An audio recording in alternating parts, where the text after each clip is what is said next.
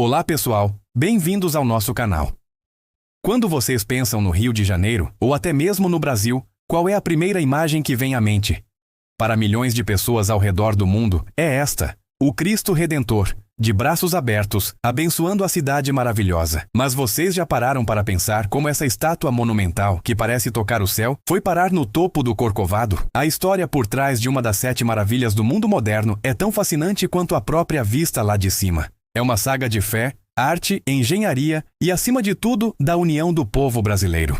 Então, preparem-se, porque hoje vamos viajar no tempo para desvendar todos os segredos da construção do Cristo Redentor. Tudo começou muito antes do que a maioria imagina. Lá em 1859, um padre francês chamado Pierre-Marie Boss, encantado com a beleza do Morro do Corcovado, teve uma visão: construir ali um grande monumento religioso em homenagem à princesa Isabel, a então herdeira do trono do Brasil. Ele até chegou a pedir autorização à princesa, mas a ideia, embora bem recebida, não foi para frente. O Brasil passava por grandes transformações, a monarquia estava com os dias contados e o projeto acabou sendo guardado na gaveta por mais de 60 anos. Imagine só, a semente de um dos maiores ícones do nosso país foi plantada ainda na época do Império. A ideia só ressurgiu com força total décadas depois, em 1920. O Brasil estava prestes a comemorar o centenário de sua independência em 1922, e um grupo chamado Círculo Católico do Rio de Janeiro decidiu que era o momento perfeito para retomar aquele antigo sonho. Eles queriam um símbolo poderoso que marcasse a data e reafirmasse a fé do povo brasileiro. Então, lançaram a ideia de construir uma estátua gigante de Jesus Cristo no topo do Corcovado. A proposta rapidamente ganhou o apoio da igreja e da sociedade.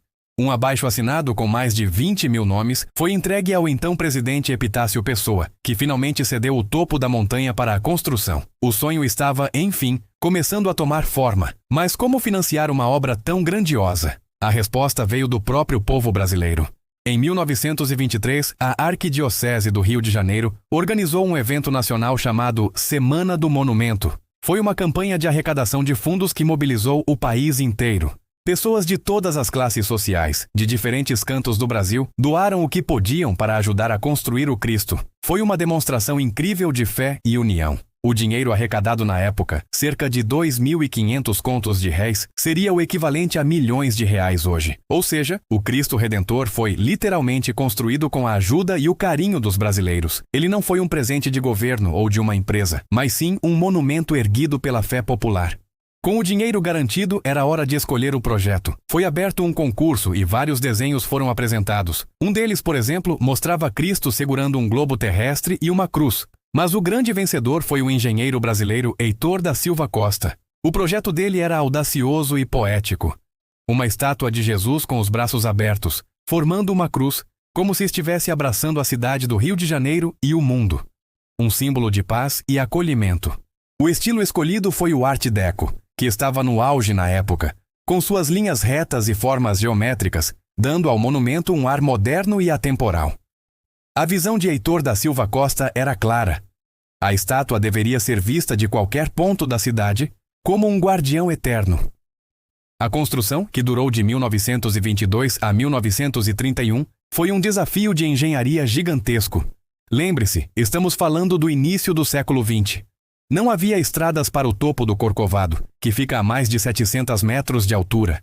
Tudo, desde o cimento e o aço até as ferramentas e os lanches dos operários, tinha que ser transportado pela histórica estrada de ferro do Corcovado, a mesma que os turistas usam hoje. Os trabalhadores enfrentaram condições difíceis, com ventos fortes, sol escaldante e o perigo constante da altura. Foi um trabalho verdadeiramente heróico, uma prova da engenhosidade e da coragem humana. Durante os quase 10 anos de obra, o mais impressionante é que, apesar de todos os riscos, nenhum acidente fatal foi registrado. Um verdadeiro milagre, dizem alguns. Para dar vida ao design de Heitor da Silva Costa, foi necessária uma colaboração internacional. O escultor francês Paul Landowski foi contratado para criar as formas do monumento. Ele esculpiu a cabeça e as mãos da estátua em gesso, em seu ateliê em Paris. Essas peças gigantes foram então divididas em moldes e enviadas de navio para o Brasil. Aqui no Rio, esses moldes foram reproduzidos em concreto. Imagine a logística de transportar essas partes enormes da França para o Brasil e depois montá-las no topo de uma montanha. O engenheiro francês Albert Cacot também foi fundamental, realizando os cálculos estruturais que garantiram que a estátua resistiria aos ventos e às intempéries. Foi uma verdadeira força-tarefa global para erguer o nosso Cristo. Agora vamos falar de um detalhe que faz toda a diferença: o revestimento da estátua. Se você olhar de perto, vai ver que o Cristo é coberto por milhões de pequenos triângulos. Esse material é a pedra-sabão. A escolha não foi por acaso.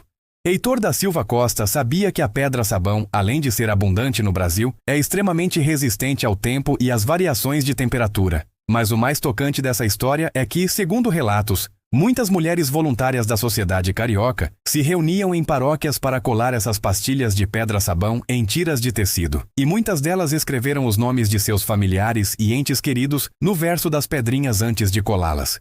Ou seja, o Cristo Redentor carrega em sua pele os nomes e as preces de milhares de brasileiros. É emocionante, não é?